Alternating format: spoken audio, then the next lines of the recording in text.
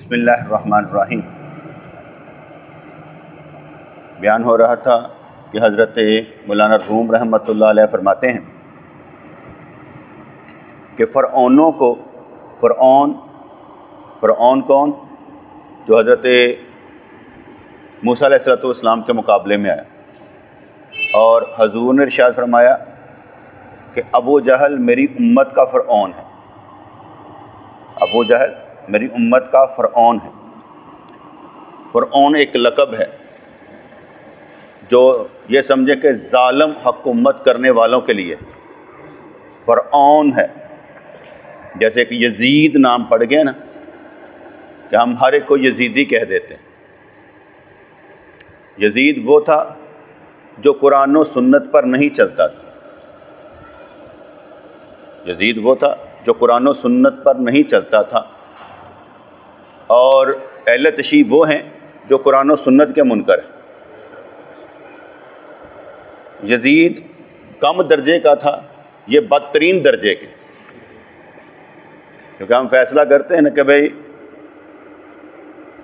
Yazid के दौर में हज़रत इमाम हुसैन रज़ी अल्लाह ताला अन्हु और उनके रिश्तेदार सारे के सारे शहीद कर दिए गए, तो खून बहा तो देना पड़ता था, कातलों को सज़ा देनी तो बनती थी ना, उसने नहीं दी।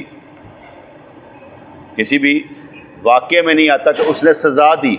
ये मैं इसलिए बयान कर रहा हूँ कि जो लोग कहते हैं ना यजीद रज़ी अल्लाह ताला अन्हु, वो यजीद को रज़ी अल्लाह ताला अन्हु कहते हैं, हम कहते हैं नहीं, यजीद फासिक था, फाजर था। ये हम इसलिए भी कहते हैं कि हज़रत हुसैन रज़ी अल्लाह ताला अन्हु को जब कूफे वालों ने, बदबख्तों ने खतूत लिख कर बुलवाया कि आप हमारे पास तशरीफ़ लाएँ, हम आपकी बैत करेंगे, उन्होंने बुलाया तो हज़रत हुसैन रज़ी अल्लाह ताला अन्हु ने यजीद की बैत नहीं की थी, क्योंकि वो मालूम था ये फासिक है, इसलिए आप निकले थे। ये नहीं कि यजीद बाद में फासिक और फाजर बना था, यजीद पहले ही फासिक और फाजर था। अगर यजीद पहले ही फासिक और फाजर ना होता तो हज़रत हुसैन रज़ी अल्लाह अन्हु की बैत कर लेते। ये बात समझ में आ रही कि नहीं आ रही? यजीद पहले ही फासिक और फाजर था, हालांकि सहाबा कराम रज़ी अल्लाह ताला अन्हुम ने उसकी बैत की है, ये नहीं कि नहीं की। बहुत से सहाबा ने यजीद की बैत कर ली जब बैत करवाई गई, लेकिन इमाम हुसैन रज़ी अल्लाह ताला ने उनकी बैत नहीं की। इसे हम कहेंगे कि वो पहले से ही फासिक फाजर था, तब हज़रत हुसैन रज़ी अल्लाह ताला अन्हु निकले। ये नहीं कहेंगे कि बाद में उसने गंद गोला था। तो यजीद कुरान और सुन्नत के खिलाफ काम करता था, ये नहीं कि वो इस कुरान और सुन्नत को मानता नहीं था, मानता था, लेकिन अहले तशय्युअ इस कुरान और सुन्नत के ही मुनकर है। तो फ़र्क नज़र आया। तो यहाँ पर समझाया गया कि फ़िरऔनों को दुनियावी लज्जतों में, जो कि हकीकतन जहर में मुब्तला रहने दो। जैसे मैंने अभी एक कोटेशन दी थी, एक कमेंट पास किया था, हमारे घर वाले बात कर रहे थे कि हमारी हमसाई जो है ना साथ वाली, इसका क्या जिक्र है, 30 साल से बीमार है, इसके गुर्दे, एक गुर्दा ही नहीं है। अब डॉक्टरों ने कहा कि इसके 3 वॉल्व बंद हैं, लेकिन वो कहते हैं कि तुम्हारा तो आगे गुर्दा नहीं है, तो आपका इलाज इस मामले में नामुमकिन है। तो वो उसको बड़ी तकलीफ़ बयान कर रहे थे। मैंने ज़रा उनका विजन बड़ा करने के लिए कहा कि सबसे बड़ी तकलीफ़ ये है कि इंसान बीमार हो, और ऐसा बीमार कि बेनमाजी हो। 30 साल से उसने नमाज ही नहीं पढ़ी। मैं कहा ये बीमारी किसी को नज़र नहीं आती कि वो बेनमाजी, वो दीन पर नहीं चल रहा, ये बीमार समझते नहीं हम इसको बीमारी। हम ये समझते ये कोई बीमारी थोड़ी है। जैसे हमारे घरों में सारे इल्ला माशाल्लाह, हमारे घरों में ही हैं कि जो नमाजें नहीं पढ़ते बेटे, जो हमारे घरों में नमाज नहीं पढ़ते बीमार हैं, बदतरीन बीमार है, कुफर की हद तक बीमार है। कि नमाज को छोड़ देना शिरक है, नमाज को छोड़ देना कुफर है, कुफरिया अमल है, काफर तो नहीं है लेकिन कुफरिया अमल है।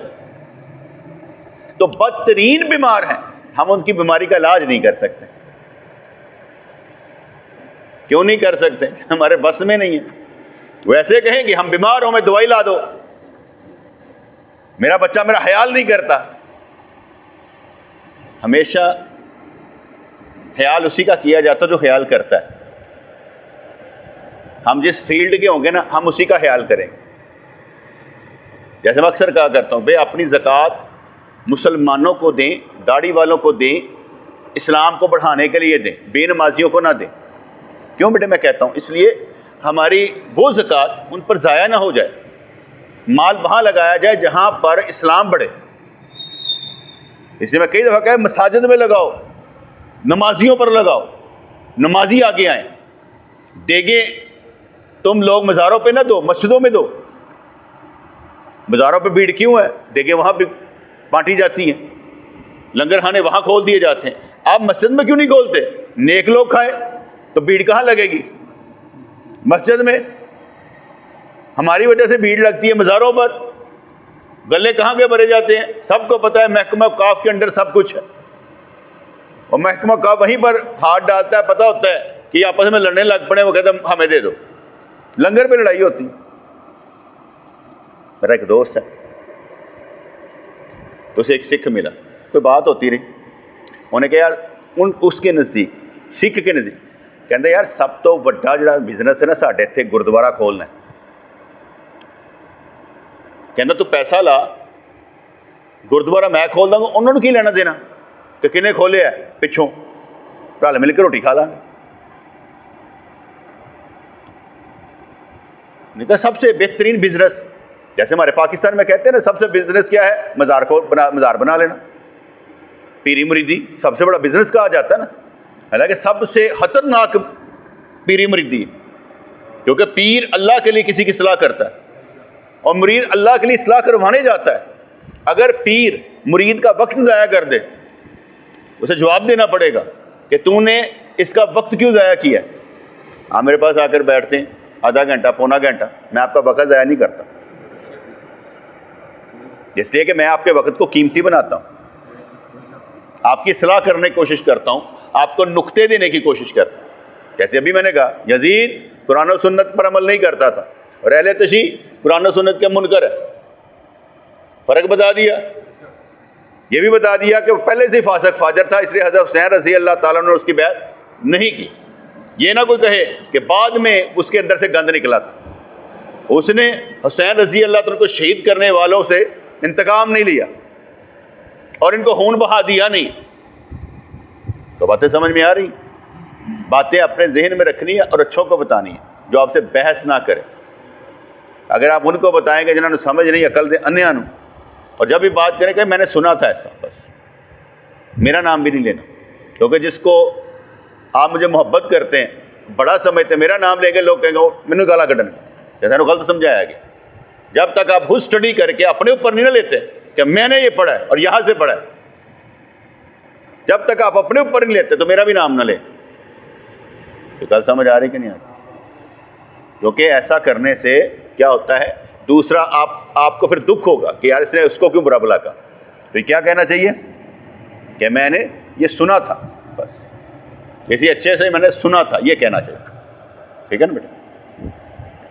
तो इस लिहाज से कि सबसे बड़ा बीमार कौन है? बेनमाजी, दीन पर ना चलने वाला बीमार, जिसकी बीमारी ठीक नहीं हो रही। ऐसा बीमार है कि इसकी बीमारी ठीक ही नहीं होती। अगर इस बीमार को दवा ना लाकर दी जाए तो लड़ेगा, मेरा हक अदा नहीं किया। उस बीमार को कहा जाए कि तू अल्लाह का हक तो अदा कर। तो ऐसा बीमार है कि अल्लाह का ही ना शुक्र है। अल्लाह ने तुझे जिंदगी दी और तुझे वक्त नहीं मिलता अल्लाह के लिए। अल्लाह के लिए ही हमारा सारा वक्त है, हमारी जान माल सब कुछ अल्लाह के लिए। इन्ना सलाती व नुसुकी व महयाय व ममाती लिल्लाहि रब्बिल आलमीन। हमारा जीना, हमारा मरना, हमारी जान, हमारी नमाज, हमारी कुर्बानी सब अल्लाह के लिए। हम अल्लाह के बगैर कख नहीं और अल्लाह के साथ सब कुछ है। तो फरमाने लगे फ़िरऔनों को दुनियावी लज्जतों में जो कि हकीकतन जहर है मुब्तला रहने दो। क्योंकि हमें ये तो अंदाज़ा हो गया कि भाई आखिर में जो मिलेगा ना हमारी आंखों ने देखा ना कानों ने सुना है। वो ऐसी नेमतें हैं जो हुजूर ने भी बयान कर दी हैं ना, जो हुजूर ने भी बयान कर दी, लेकिन आपने वो क्या कहते हैं, देखी और सुनी नहीं है। बयान कर दी हैं लेकिन देखी और सुनी नहीं है, उस लिहाज से नहीं सुनी जो अल्लाह कह फरमा रहा है, जो अल्लाह बयान। सरकार ने फरमा दिया कि भाई हौज़े कौसर पर जो वो प्याले होंगे वो सितारों की तरह चमक रहे होंगे। आपने देखे हैं, हुजूर ने तो देखे हैं, आपने उनसे सुना, लेकिन वहां जाकर जब देखेंगे फिर आपको समझ आएगी। वहां आपकी कदरों कीमत रब ने लगानी, यहां आपने रब की कदरों कीमत लगानी। आपने रब की कदरों कीमत लगानी है कि रब दा मोल कड्डो, कि अपनी जान तो ज्यादा कड्डो। हमारा हक बनता है। मैं ये वैसे समझाने के लिए बात कर रहा हूं ना बेटे, वरना रब की कीमत ना लाई जाती, उसकी कीमत नहीं, लेकिन समझाने के लिए कि यहां तुम रब की कीमत लगाओ। बता रब के लिए क्या करेगा? वहां अल्लाह ताला वही करेगा जो तूने किया होगा, जो उसके लिए किया वही होगा। तो क्या हम कहते हैं सूफी वो होता है जिसकी ज़बान और हाथ से दूसरे मुसलमान महफूज रहे, वो तज़किया नफ्स का मालिक होता है।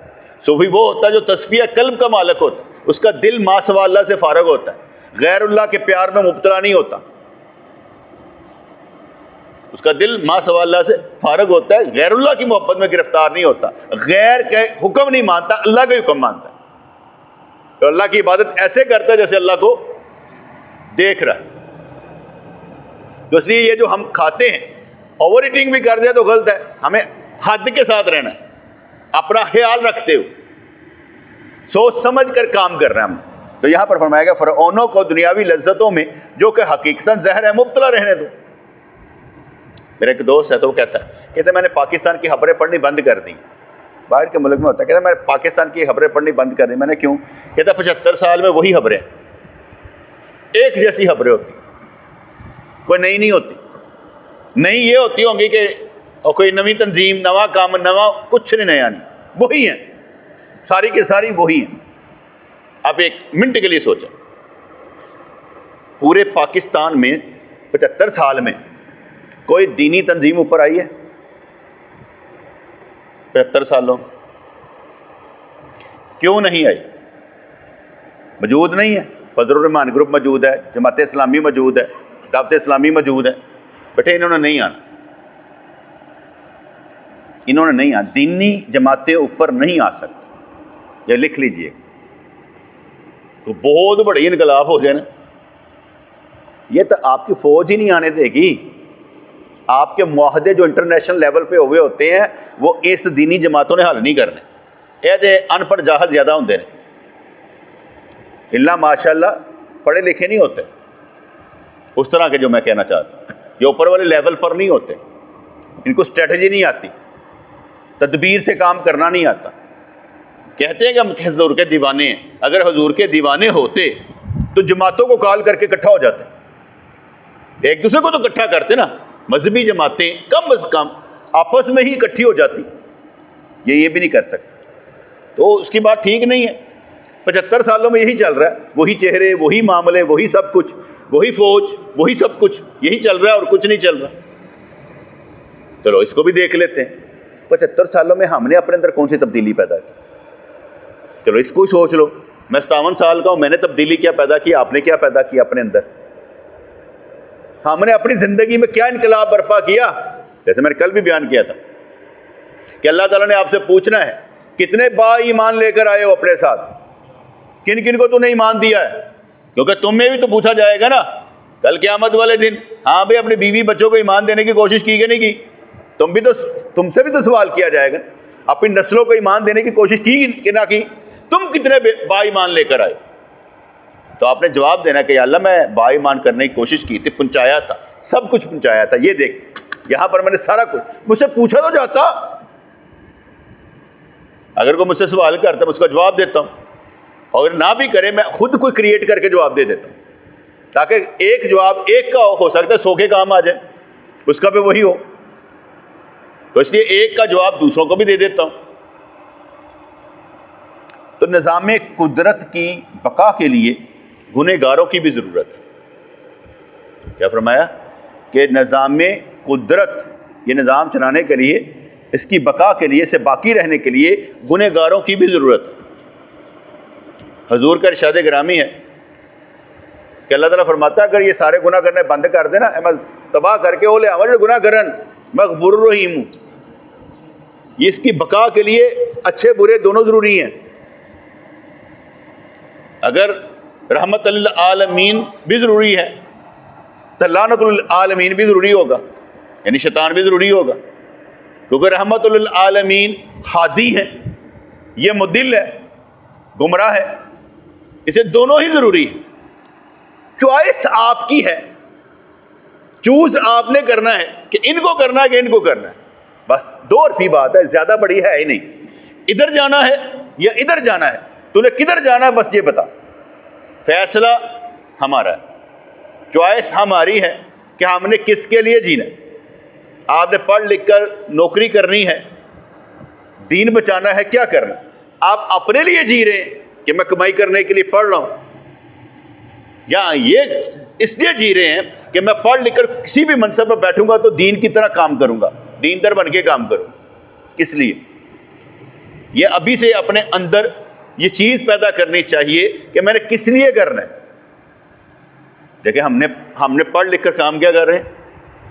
यही काम कर रहे हैं कि हम दर्स दे रहे हैं, कुरान और सुन्नत को आगे फैलाने की कोशिश कर रहे हैं, क्योंकि नीयत शुरू से यही थी ना कि मैंने दीन का काम करना है।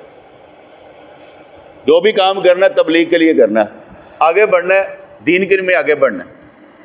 इसलिए हमारी उम्रें जितनी हो गई, क्या उसमें हमने कोई तब्दीली लाए? क्योंकि हर कोई हर कोई दूसरों में तब्दीली देखना पसंद करता है, खुद में नहीं। तो कल समझ आई कि नहीं? हर कोई दूसरों को बदला हुआ देखना चाहता है, खुद नहीं तू बदल, वो खुद बदल जाएगा, तेरे साथ जरूर बदल जाएगा।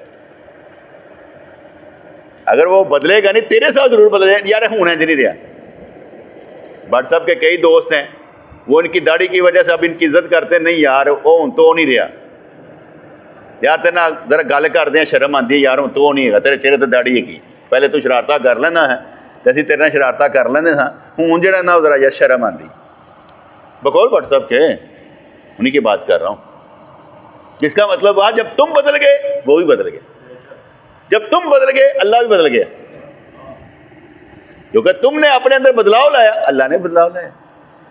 एक बंदा था ना, वो नेकी की राह पर चला 10 साल, उसके बाद बदल गया 10 साल के बाद फिर शक्ल देखने के बाद कहने लगा या अल्लाह मैं कितना खराब निकलिया कि मैं इधर आ गया।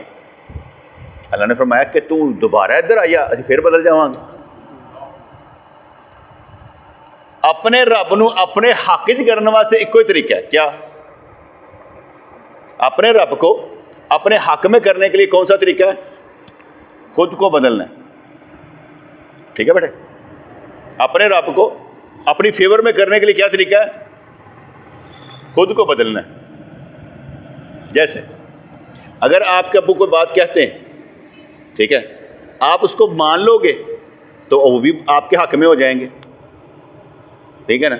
अगर वो आपको कोई हुक्म देते हैं, क्या कहा ऐसा करना, आप उस तरह करोगे तो वो आपकी फेवर में हो जाएंगे ना। बात समझ में आ गई ना? किसी को अपनी फेवर में करने के लिए उसकी बात मान, जब आप उसकी बात मान लेंगे तो वो हमारी फेवर में हो जाएगा, हमारे हक में हो जाएगा। तो फरमाने लगे निज़ाम कुदरत की बका के लिए गुनहगारों की भी जरूरत है। इसलिए कहते हैं कि गुनाह से नफरत करो, गुनहगार से नहीं, क्योंकि वो एक पल के लिए इधर हो गया, लेकिन उसकी इस्लाह करने की कोशिश करें।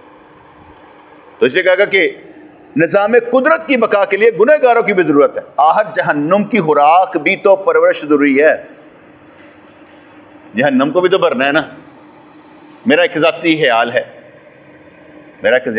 है, वो ये जहन्नम में ना हमारे जैसे नहीं जाएंगे, इस शक्लों वाले नहीं जाएंगे। मेरे नज़दीक शक्ल बदल दी जाएगी, मेरा नज़दीक मैं नहीं ये समझता कि इस तरह का। दूसरी मेरा ख्याल ये है कि जैसे हम जानवर को ज़िबा कर लेते हैं ना, जानवर को ज़िबा करके हम खा पी जाते हैं, ठीक है ना, इसी तरीके से जहन्नम की खुराक कोई भी बनेगा ना, वो जानवर ही है, इंसान नहीं है। जो जहन्नम की खुराक बनेगा, वो जानवर है, इंसान नहीं है। हम भी खा जाते हैं। अगर आप कभी ऐसे करके बोटी खा रहे हो हड्डी के साथ, कैसा लगता है? उतार उतार के चबा चबा के खा रहे हो, तो अगर वो जिंदा हो तो खाने देगा आपको? को चक बटन देगा? नहीं, क्योंकि वो जिंदा है। तो आपने उसे ज़िबा किया किसके नाम पर? अल्लाह के नाम पर। और मैं कई दफ़ा मुस्कुरा कर समझाता हूँ, और भाई जब जानवर ज़िबा करते हो उसकी मर्जी पूछते हो? नहीं। जब तुम उसकी मर्जी नहीं पूछते, जानवर की मर्जी नहीं पूछते, अल्लाह तुम्हें ज़िबा करते हुए तुम्हारी मर्जी पूछे? जब तुम्हारे ऊपर हक है कि तुम्हें इजाजत है जानवर ज़िबा करने की, तो अल्लाह को भी हक दे दो तुम्हारे साथ जो मर्जी करे, क्योंकि वो हक रखता है कि वो तुम्हारे साथ जो मर्जी करे। सरे दोस्ता सलामत के तुहंजर आजमाई, कि दोस्तों के सर सलामत रहे, खंजर चलते रहे। तो फरमाया आहर जहन्नम की खुराक की भी तो परवरिश जरूरी है। कुरान पाक में है, नबी उनको छोड़े रखो, वो खाते और नफ़ा उठाते रहें और उनको तमन्ना गफलत में डाले रखें, फिर अनकरीब वो जान लेंगे। मैं फिर यही कहता हूँ, ये मेरे लिए है। मैं सबसे पहले कुरान अपने ऊपर लेता हूँ कि यार मैं क्या हूँ, क्या मुझे मज़ीद काम करना चाहिए कि नहीं करना चाहिए। मैंने आगे बताया मेरा मिशन ये है, मैं जो गुनाह कर चुका हूँ उनको नेकियों में तब्दील करवा के मरना चाहता हूँ। ये मेरा मिशन। तो बात समझिए, ये मैं इसलिए आपको बता रहा हूँ कि आप ये मिशन बनाएं कि आपके अंदर का मिशन क्या होगा कि जो मैं गुनाह कर चुका हूँ उनको नेकियों में तब्दील करवाना है। मैं वो गुनाह छोड़ दूँ तो अल्लाह ताला मुझ पर करम करे और मेरे गुनाहों को नेकियों में तब्दील कर दे, क्योंकि कुरान पाक में आता है कि हम जिससे भलाई का इरादा कर लेते तो उसके गुनाह नेकियों में तब्दील कर देते हैं। तो मेरा मिशन क्या है? अपने गुनाहों को नेकियों में तब्दील करवा। अभी आप लोग जनती हो, बच्चे हो ना, अभी आप लोग जनती हो। अभी वो छोटे शाहजी आए ना, तो उनके बच्चे जो हैं वो ज़रा माजूर हैं। तो मैंने कहा मैं कि ऐसे जनती है ही है ने, तेरे बच्चे जनती है ही है ने, इन्हों की वजह तू भी जन्नत ही जाना। किस लिए? भाई वो पाल किसको रहा है? जनतियों को। तो जन्नतियों को पालने वाला जन्नत में जाएगा। रब ने फरमाया ये देखो मैंने यही दिता है, ओते भी राजी है, पालदा बड़ा। देखो किन्ने क्या कहते हैं ना, प्यार के साथ तैयार करके उन्होंने ले आते हैं। वो शेखपुरे में लेकर आए हुए थे, वो सुभान अल्लाह कही जाए, इधर लेकर आए थे मलिक साहब, सुभान अल्लाह सोना लगता है। तो मैंने उनसे कहा, मैं तुम जन्नतियों को पाल दे क्योंकि ये जन्नत में जाएंगे और तुम इनकी वजह से जन्नत में जाओ। लेकिन इंसान को ये समझ नहीं ना होती, वो ये कहता नहीं यार ए क्यों, रब तुम्हें पता नहीं किस सदके में जन्नत में भेजना चाहता। हमें क्या मालूम कि कौन सा बहाना मिलना है, बस हमें तो हुक्म होना चाहिए, यार तू जो कर रहा है साढ़े ना ठीक है। और कल मैं क्या कह रहा था जज्बे में, मैं कह रहा था यार तुम जिस रब को मानते हो ना उसे लेकर दिखाओ। अल्लाह तुम्हारा है तो ओदे को लैके दिखाओ, तकदीर ਨੂੰ भुल जाओ। बल्कि तकदीर पर क्योंकि गलबा मेरे रब का है, कादिर मुतलक है, अपनी तकदीर ही बदलवा लो। आप कहेंगे ये कैसे हो सकता है? बेटे होता रहता है। मैं कई दफ़ा समझाता हूँ, एक है हुक्म इलाही, एक है इल्म इलाही। अल्लाह के इल्म में है कि हम कौन है, क्या करेंगे, ठीक है। और हुक्म इलाही क्या है? अच्छा करना है, दीन पर चलना है, नमाज़ें पढ़नी। जब मैं हुक्म इलाही पर अमल करूँगा तो मेरी तकदीर बदलती रहेगी। नमाज पढ़ने पर मेरी तकदीर बदलती रहेगी, रोज़ा रखने पर मेरी तकदीर बदलती। और अगर मैंने रोज़ा ना रखा, नमाज ना पढ़ी, तो तकदीर में यही लिखा था जो मैं कर रहा हूँ, इल्म इलाही में था। इल्म इलाही को बदलने के लिए आप समझ लें हुक्म इलाही पर जोर लगाना ज़रूरी है। इल्म इलाही अल्लाह ने जो लिख दिया, ठीक है। हुक्म इलाही अल्लाह ने जो हुक्म फरमाया, जब हुक्म जो फरमाया उस पर अमल करने से इल्म इलाही सामने आ गया कि हम बदल के रख देंगे इंशाल्लाह। वो कहते हैं अल्लामा इकबाल के तकदीर के पाबंद हैं जमादात व हैवानात, अल्लाह का बंदा सिर्फ अल्लाह के हुक्म का पाबंद, हुक्म इलाही का पाबंद रहने की ज़रूरत है। जहाँ पर हुक्म इलाही आ जाए बस वहीं पर जान देनी।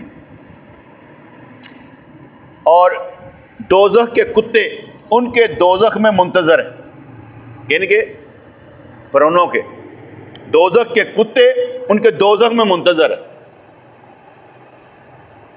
अब इसके भी कैसे आता है, दुनिया में अगर मियाँ बीवी और मियाँ नेक हो, बीवी उससे लड़ रही हो, तो हदीस पाक में आता है कि जब उससे लड़ रही होती है जन्नत की हूर पुकारती है, भाई अल्लाह की बंदी क्यों इससे लड़ रही है, थोड़ी देर की बात है, इसने मेरे पास आ जाना, मैं जन्नत में आ जाना। यहाँ क्या फरमाया, दोज़ख के कुत्ते उनके दोज़ख में मुंतज़र हैं।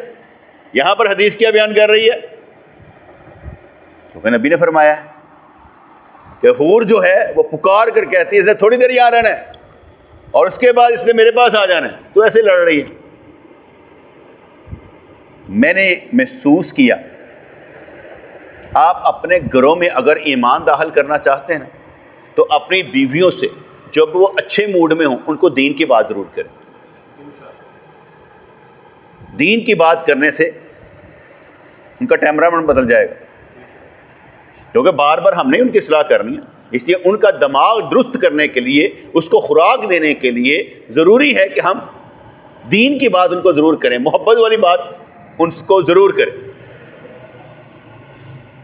एक जगह मैं खड़ा था तो एक मौलवी साहब थे, तो मैंने उनसे कहा, मैं क्या अगर मैं जन्नत में गया ना तुझे ज़रूर साथ देकर जाऊँगा। बड़े ही खुश हुआ,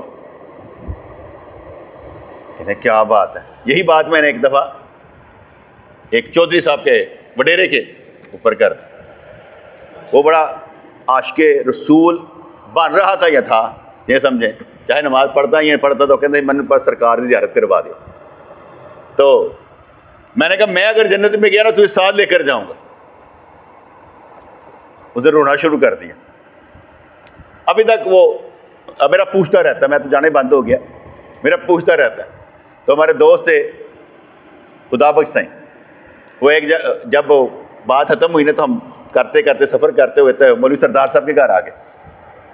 तो उसने कहा, वाक़या बयान किया, उन्होंने कहा भाई एक बादशाह था, उसने दूर से देखा गर्द उड़ रही है, मट्टी उड़ रही। वो घोड़ा दौड़ाकर वहाँ पर गया तो देखा कि फ़कीर जो थे ना अपनी रलियाँ साफ़ कर रहे थे, तय कर रहे थे वहाँ से जाने के लिए। उन्होंने कहा ये कौन है, कहने लगे ख्वाजा बहाउद्दीन नक्शबंद के फ़कीर हैं, जो अपनी रलियाँ जो है ना घट्टा कट दे पे ने, मट्टी कट दे पे ने, ताकि असी हुण अगे सफ़र करी। वो घोड़ा दौड़ाकर ना उस मट्टी के अंदर जाके ऐसे खड़ा हो गया। इतना वाक़या सुनाने के बाद ना उसने आगे ना बयान किया। मैंने कहा आगे बयान करो, कहता आगे बयान नहीं करना। मैं क्यों, कहता बस तुम्हारी तारीफ़ हो जाएगी, मैं नहीं करना चाहता। मैं कहा करो, कहता नहीं करना। हम 5-6 दोस्त गए हुए थे। मैं कहा इसको फाड़ लो और कुटो। वो सारे ने फाड़ के कुटना शुरू कर देता। कहता मैंने छड़ दो। मैं कहा बिल्कुल नहीं छड़ना, इन्हें कुटो। कहता मैं वाक़या सुना देना। मैं कहा मैं सुनना ही नहीं, बस कुटी जाओ। कहता मैं कहा मैं सुनना चाहता ही नहीं। मैं भी ज़रा मज़ाक ले रहा था, मैं कौन फड़िया गया। कहता वो असल में ना वाक़या यही था कि वो जाके खड़ा हो गया ना, उन्हें कहा इन हाक नशीनों के अगर क्या कहते हैं मट्टी, इस इनकी जो दरियों के साथ मट्टी भी लगी है उनमें भी खड़ा हो जाए तो बंदा बख्शा जाता है। कहता वो तुमने नहीं उसे कहा था कि अगर मैं चला गया तो मैं तुम्हें जन्नत में ले जाऊंगा। ठीक है, तो इसलिए वो बात मैं इस नज़रिए में कह रहा था, तनाजुर में कह रहा था। तो दोज़ख के कुत्ते उनके दोज़ख में मुंतज़र हैं, पूरे नेकों की मुंतज़र है। गुस्से की बका के लिए मुखालफत और दुश्मनी का वजूद ज़रूरी है। औखी गल है ना, तो समझ आई कि नहीं आई? हमजा बात समझ नहीं। गुस्से की बका के लिए गुस्सा जिंदा रखना है ना, अगर तुसी अपने अंदर गुस्सा जिंदा रखना है तो गुस्से की बका के लिए तुहाडा कोई मुखालफ होना चाहिए, जिस नाल तुहाडी दुश्मनी होए। और तुहाडा मुखालफ होएगा तो दुश्मनी होएगी, तुहाडा होएगा तो दुश्मनी तो नहीं हो सकती। तो गुस्से नूं रखण वास्ते किसी का कोई तुहाडा दुश्मन होना लाजमी, जिते तुसीं गुस्सा कड्डो। तो क्या समझ आ गई? क्या समझ आई? छोड़। हाँ, क्या समझ आई?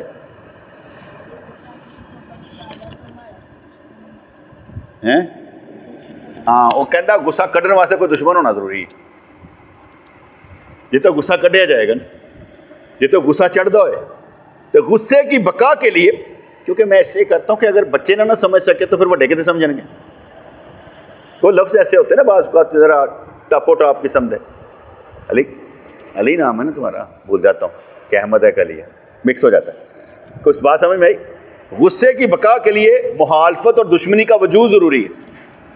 अगर कोई दुश्मन होएगा तो फिर उस पर गुस्सा निकालेंगे ना। अगर तुम किसी को दुश्मन समझते नहीं, उन्होंने कहा मेरा कोई दुश्मन जो भी जो कर ले है, तो फिर गुस्सा कितने कटोगे? गुस्से वास्ते दुश्मन का वजूद जरूरी है। गुस्सा कढ़ण वास्ते कोई दुश्मन होना चाहिए। जेडे एवें गुस्सा कढ़ते रहते हैं ना, वो ठीक नहीं होंगे। एवं फजूल ही गुस्सा कढ़ते रहते हैं। नहीं, वो बेचारे हो सकता बीपी के मरीज हो, जो बीपी का मरीज हो ना, बंदा एवं गुस्सा कढ़ता रहता है। वो टैंपरामेंट जरा हाई फाई इंज करके होंदा रहता है, तो गल गल तो गुस्सा आंदा, थक्या दिखाया आंदा गुस्सा कढ़ छड़ता। जो अपने बीपी में जरा कंट्रोल रखो। और हमारा एक दोस्त है ना, तो उसने ना अपना वो मीटर, चलो छोड़, कहीं और बात ना निकल जाए। अच्छा, तो कहाँ तक पहुँचे थे हम? गुस्से की बका के लिए मुखालफत और दुश्मनी का वजूद ज़रूरी है, वरना गुस्सा मर जाएगा। कोई बात समझ में आ रही? गुस्सा मर जाएगा। अगर गुस्सा मर गया तो फिर गुस्सा कितने कटोगे? हाँ, इसी तरीके से गुस्सा निकालने के लिए शैतान का होना जरूरी है, किसी के खिलाफ चलना। कितने गुस्सा करना है? शैतान के उत्ते, कि शैतान के उत्ते सारा गुस्सा करना है। असी यार छड़ना नहीं, असी के खिलाफ ही चलना है। ये भी गुस्सा है। गुस्सा कढ़ने वास्ते भी किसी शैतान का होना जरूरी है। वैसे ये तरीके के उत्ते नहीं चलना। फर्ज करो मेरी इसके साथ कोई लग भग है, मैं कहूँगा ये ठीक है, ये अंदर का शैतान गलत है, उन्होंने किस तरह मारना, उन्होंने हराना किस तरह? तो मैं क्या करूँगा? यार मैं तुम्हारे लिए खाना लेके आया था यार, आप इकट्ठे खाते हैं यार। अब मैं की करता पे इस ये अंदर के शैतान को मारन लगा कि यार खाना पीना खा के दोस्ती करते हैं यार। तो गल समझ आई कि नहीं आई? किसी गुस्सा कढ़ने वास्ते भी देखना पैदा, वो बंदे ते ना कढ़ो, वो अंदर के शैतान से कढ़ो। तो कढ़ने वास्ते भी इहो जिहा काम करना पेगा जिहदे नाल वो थोड़ा ठहरा नरम हो जाए। ठीक है जी। अच्छा जी, कहते सिफते कहर, दोज़ख अल्लाह के गुस्से का मज़हर है। यानी जो दोज़ख है ना, ये अल्लाह के गुस्से का मज़हर है। अल्लाह ताला का खारो जब्बार है, कहर बरसाता है। इस लिहाज से दोज़ख अल्लाह के गुस्से का मज़हर है। इसके इजहार के लिए दुश्मनों की ज़रूरत है कि दुश्मन भी तो हों ना जो उत्थे भेज रहे हैं। ऐसे मारे जिहड़े अल्लाह ताला के मुखालफ ने, दीन ते नहीं चलते, वो अल्लाह के दुश्मन ने। और अल्लाह के दुश्मन कितने जाएंगे? जहन्नुम में, क्योंकि उसका वजूद भी ज़रूरी है। तो दोज़ख अल्लाह के गुस्से का मज़हर है। इसके इजहार के लिए दुश्मन की ज़रूरत है। अगर अल्लाह की सिफ्त गज़ब ना रहे तो दोज़ख ठंडी हो जाएगी। अगर वो सिफ्त ना रहे तो फिर वो कढ़ेगा कितने, तो दोज़ख ठंडी हो जाएगी ना, क्योंकि दोज़ख ठंडी होनी ही नहीं। ऐसे मेरे अल्लाह की सिफ्त का मज़हर भी कोई होना चाहिए। अल्लाह ताला ने हर चीज़ मेचे ना बनाई, हर चीज़ मेचे ना बनाई। असी समझते होंगे बैलेंस नहीं है, कायनात से मुकम्मल बैलेंस, मुकम्मल बैलेंस। हमारा एक दोस्त था, तो ज़रा थोड़ा सा पढ़ा लिखा ना, तो समझा रहा से मैंने, कहते वो जोड़े ना इसराइल वाले, उन्होंने शैतान भी रखे ने, उन्होंने साइंटिस्ट भी रखे ने, वो चीज़ा भी बनाते हैं बकोल वो। वो कहते जो पाकिस्तान हो रही है ना बरसात बरसूत, ये नकली ने, ये वसाइयाँ जा रही हैं। टैंपरेचर वो जहा नहीं है, यह माहौलियाती तब्दीली लिया के वसाई जा रही है। और हमेशा देखना गरीबों के आके वसनगियाँ, जिन्होंने कर्जे की जरूरत पेगी और कर्जे वास्ते उत्थे जाएंगे, तो फिर उन्हें फसाई रखणगे। यह वो बकौल सी, जिहड़ी उन्हें किताबां पढ़ियां, वो मुताबिक ऐ सी। ਤੇ ਕਹਿੰਦਾ ਉਹ ਨਾ ਪਹਿਲੇ ਪਲਾਨ ਕਰ ਲੈਂਦੇ ਨੇ ਕਿ ਅਸੀਂ ਕਰਨਾ ਕੀ ਹੈ। ਕਹਿੰਦੇ ਲੇਕਿਨ ਇਹ ਪਾਕਿਸਤਾਨ ਦੀ ਭਾਰਤ ਦੇ ਜੰਗ 'ਚ ਨਾ ਹਾਰ ਗਏ ਨੇ, ਉਹਨਾਂ ਦਾ ਪਲਾਨ ਫੇਲ ਹੋ ਗਿਆ। ਉਹਨਾਂ ਦਾ ਖਿਆਲ ਆਇਆ ਸੀ ਕਿ ਭਾਰਤ ਜਿਹੜਾ ਨਾ ਗਲਬਾ ਕਰ ਲਏਗਾ, ਲੇਕਿਨ ਉਹ ਕਰ ਨਹੀਂ ਪਾਇਆ। ਉਹਨਾਂ ਦਾ ਪਲਾਨ 20 ਸਾਲਾਂ ਜਿਹੜਾ ਨਾ ਉਹਨਾਂ ਨੇ ਕਿਹਾ ਯਾਰ ਅਸੀਂ ਦਿਖਾ ਦਿੱਤਾ ਸੀ, ਕਾਰਟੂਨਾਂ 'ਚ ਵੀ ਦਿਖਾ ਦਿੱਤਾ ਸੀ, ਲੇਕਿਨ ਇਹ ਅਜੇ ਥਕੇ ਨੇ। ਉਤੋਂ ਇਸਰਾਈਲ ਤੇ ਈਰਾਨ ਦੇ ਜੰਗ 'ਚ ਉਹ ਫੇਰ ਹਾਰ ਗਏ। ਔਰ ਇੱਕ ਹੋਰ ਗੱਲ, ਜਿਹੜੀ ਮੁਆਹਦਾ ਹੋ ਗਿਆ ਨਾ ਇਹਦੇ 'ਚ ਵੀ ਹਾਰ ਗਏ। ਪਲਾਨ ਥੋੜ੍ਹਾ ਪਿੱਛੇ ਚਲਾ ਜਾਂਦਾ, ਲੇਕਿਨ ਉਹ ਬਾਜ਼ ਨਹੀਂ ਆਉਂਦੇ, ਉਹ ਆਪਣੇ ਮਿਸ਼ਨ 'ਚ ਲੱਗੇ ਰਹਿੰਦੇ ਨੇ। ਸਾਨੂੰ ਆਪਣੇ ਮਿਸ਼ਨ 'ਚ ਲੱਗਾ ਰਹਿਣਾ ਚਾਹੀਦਾ। ਸਾਨੂੰ ਆਪਣੇ ਮਿਸ਼ਨ ਜਿਹੜੇ ਹੁੰਦੇ ਨਾ ਸਾਡੀਆਂ ਮਸਲਾ TLP ਜਮਾਤਾਂ ਵਗੈਰਾ ਜਿਨ੍ਹਾਂ ਨੇ ਇhtਜਾਜ ਵਗੈਰਾ ਕੀਤਾ, ਇਹ ਵਿਚਾਰੀ ਸਿਆਸੀ ਨਹੀਂ ਹੁੰਦੀਆਂ।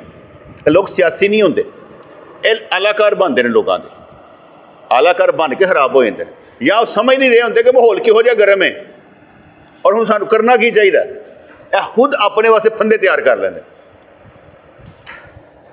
ਯਾਦ ਦੇਖੋ ਨਾ, ਅੱਗੇ ਵੀ ਇਹ ਕਿ ਤੁਸੀਂ ਅੱਗੇ ਨਿਕਲਣਾ ਤਾਂ ਸੋਚ ਸਮਝ ਕੇ ਨਿਕਲੋ। ਕੁੱਟ ਖਾਣੀ ਸੋਚ ਸਮਝ ਕੇ ਖਾਓ ਕਿ ਅੱਲਾ ਵਾਸਤੇ ਖਾਣੀ, ਕੋਈ ਉਹਦਾ ਮਤਲਬ ਤੇ ਹੋਏ ਨਾ। ਹੁਣ ਉਹਦੇ ਘਰੋਂ 12 ਕਰੋੜ ਰੁਪਇਆ ਕੱਢ ਦਿੱਤਾ ਅਗਲਿਆਂ ਨੇ, 12 ਕਰੋੜ ਇਹਦੇ ਘਰ ਪਿਆ, ਠੀਕ ਹੈ।